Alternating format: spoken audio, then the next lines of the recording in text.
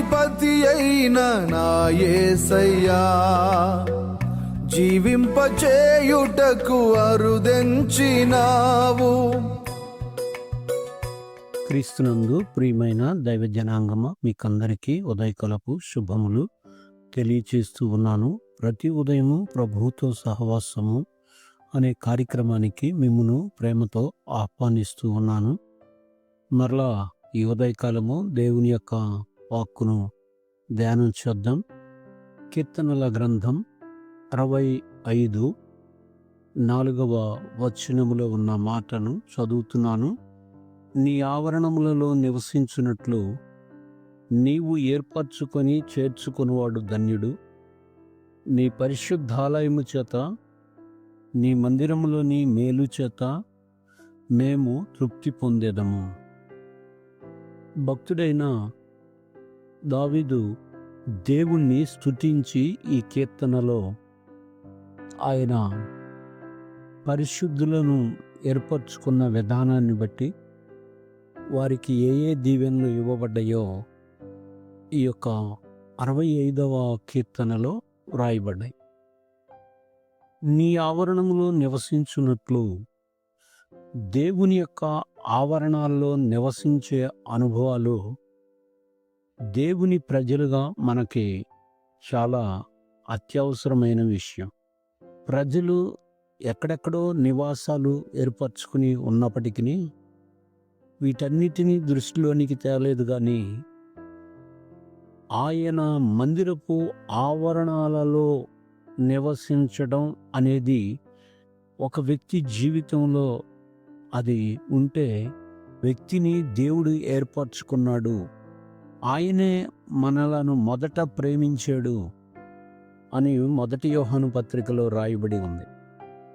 అలానే ఇక్కడ నీవు ఏర్పరచుకొని చేర్చుకునేవాడు ధన్యుడు. మనం ఆయన దగ్గరికి వెళ్ళలేదు. మన పాపాలను బట్టి మనము, మన యొక్క చెడును బట్టి మనము దేవునికి దూరంగా ఉన్నా ఆయనే మనల్ని ఏర్పరచుకుని చేర్చుకున్నాడు అని చెప్తూ ఉన్నాడు. అవును కదా, ఇది ఎంతో నిజం. దేవుడే మనల్ని చేర్చుకోవడాన్ని బట్టి దేవుని యొక్క రక్షణ సంకల్పంలోనికి వచ్చాము. దాంతో పాటు ఆయనను వెంబడిస్తున్న ధన్యుల జాబితాలో కూడా వచ్చాం. ఇక్కడ చెప్పిన మాట, నీ ఆవరణములో నివసించున్నట్లు. మందిరపు ఆవరణాల్లో ఏ కుటుంబాలైతే ఎదుగుతూ ఉంటాయో ఆ కుటుంబాలన్నీ కూడా ధన్యకరమైన కుటుంబాలుగా మార్చబడతాయి. మందిరపు ఆవరణాలలో ఏర్పరచుకొనబడిన కుటుంబాలు అవి దేవునిని నిరంతరము కూడా స్తుతించుతూ ఉంటాయి. కనుక దేవుడే మనలను మొదట ఏర్పరచుకుని, మనం ఎంత తప్పులో బ్రతికినా, ఎంత పాపంలో బ్రతికినా, ఎంత మోసంలో బ్రతికినా దాన్నంతటినీ చూడక ఆయన ఆ పాపాలని, దోషాలను అన్నిటినీ కొట్టివేసి ఆయన చేర్చుకున్నాడు. కావున్నే మనము ధన్యులుగా మార్చబడ్డాం. కీర్తనల గ్రంథం 1లో అంటాడు కదా, దివారాత్రము దానిని ధ్యానించువాడు ధన్యుడు. దేవుని గ్రంథమైన లేఖన భాగాల్ని, వాక్యాన్ని ఎవరు ధ్యానించుతారో దివారాత్రము వారు ధన్యులు. ధ్యానించటం ఎక్కడ జరుగుతుంది? మందిరపు ఆవరణాల్లోనే వాక్యాన్ని ధ్యానించుతాం, మందిరపు ఆవరణాల్లోనే వాక్యాన్ని వింటాం, మందిరపు ఆవరణాల్లోనే మనం మన జీవితాలని ఉంచినప్పుడు మనము ధన్యుల జాబితాలోనికి మార్చబడతాం. 32వ కీర్తనలో అంటాడు, తన అతిక్రమములకు ప్రాయశ్చిత్తం నొందినవాడు ధన్యుడు అంటాడు. ఈ విషయం, పాపాలకు ప్రాయశ్చిత్తము అనేది మందిరపు ఆవరణాల్లోనికి వెళితే కానీ మన పాపాన్ని, మన దోషాన్ని కడగబడటం అనేది ఎలా జరిగిందో తెలిస్తే కానీ మనం కడుక్కున్నప్పుడు దేవుడే మరి ధన్యుల జాబితాలోనికి మనల్ని నడిపిస్తూ ఉన్నాడు. నీ పరిశుద్ధ ఆలయము చేత, నీ మందిరములోని మేలు చేత తృప్తి పొందేదము.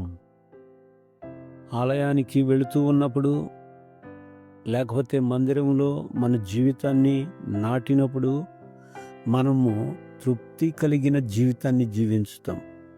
లోకంలో ఎక్కడా తృప్తి లేదు.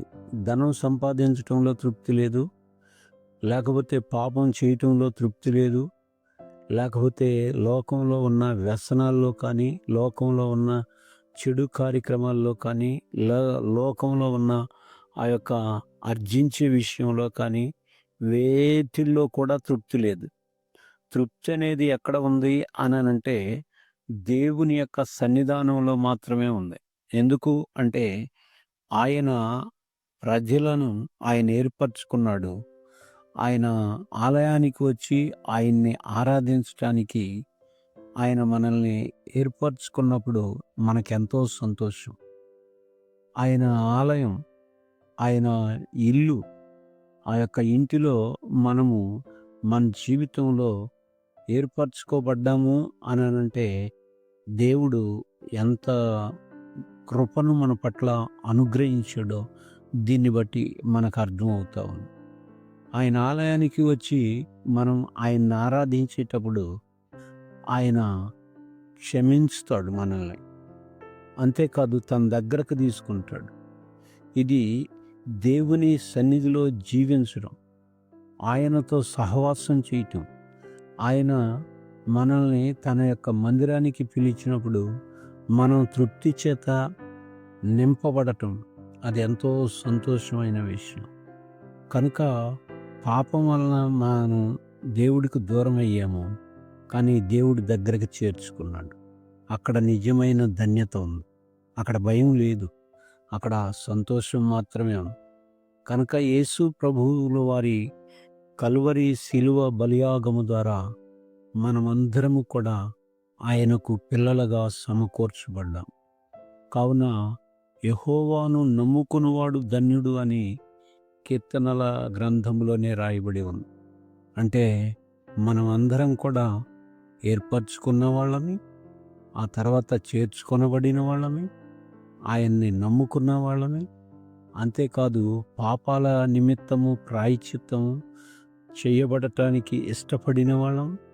మనం మన జీవితంలో ఇవన్నీ విషయాలు మందిరపు ఆవరణంలో మాత్రమే మనకి తెలిసినయే తప్ప బయట లోకంలో ఎక్కడా కూడా తెలియలేదు. కనుక మందిరానికి వెళ్ళాల్సిన అవసరత ఏంటి అనంటే మందిరంలో మేలు ఉంది. ఆ మేలు చేత తృప్తి పొందుతాం. మందిరానికి వెళ్ళి కూర్చోవటం ఒక మేలే, దేవుని వాక్యాన్ని వినటం ఒక మేలే, దేవుని యొక్క వాక్యాన్ని విన్నదాన్ని ఆచరణలో పెట్టడం మేలే, ఆ యొక్క వాక్యాన్ని అనేక మందికి పంచటం మేలు. వాక్యం జీవితాలను మార్చినప్పుడు మన జీవితంలో గొప్ప మేలు అది. ప్రియమైన దేవుని బిడ్డ, ఈ ఉదయకాలంలో ఒకసారి నీవు నేను గమనించాలి. ఆయన మనల్ని ఏర్పరచుకున్నాడు. ఆయన మందిరం ఆవరణాల్లో బ్రతకటానికి ఏర్పరచుకున్నాడు. అంతేకాదు ఆయన పరిశుద్ధ ఆలయం చేత, ఆయన మందిరంలో మేలు చేత మనల్ని తృప్తిపరుస్తూ ఉన్నాడు. ఏ దినానికి ఆ దినం. ఈ దినం నీ జీవితంలో తృప్తిగా జీవించాలి, నెమ్మదిగా జీవించాలి, సుఖంగా జీవించాలి అంటే మార్గం ఏదైనా ఉంది అంటే దేవుని యొక్క మందిరమే మార్గం. ఆ మందిరంలోనికి వెళ్ళినప్పుడు, ఆ మందిరంలో మనము ఏర్పరచుకొనబడినప్పుడు, ఆ మందిరంలో మనం చేర్చుకొనబడినప్పుడు మన జీవితము ఆశీర్వదింపబడిన జీవితం. అంతేకాదు మందిరంలో ఉన్న మేలు ఏదైతే ఉందో మన జీవితంలోనికి దేవుడు పంపించడం జరుగుతుంది. ఆ మేలు చేత నిరంతరము మనము తృప్తి పొందుతాం. కనుక తృప్తి లేని జీవితాలు ఒకవేళ ఈరోజు ఉంటే వాటిని వదిలేసి తృప్తి కలిగిన జీవితాలను మనం దేవుని మందిరం ద్వారా సొంతం చేసుకోవాలని మీకు తెలియచేస్తూ నా మాటలు ముగిస్తూ ఉన్నాను. ఈ యొక్క వాక్కులను దేవుడు దీవించును గాక. ఈ దినమంతా దేవుని యొక్క కృప, దేవుని యొక్క క్షేమము మనందరికీ తోడై ఉండి నడిపించును గాక. Amen, amen, amen.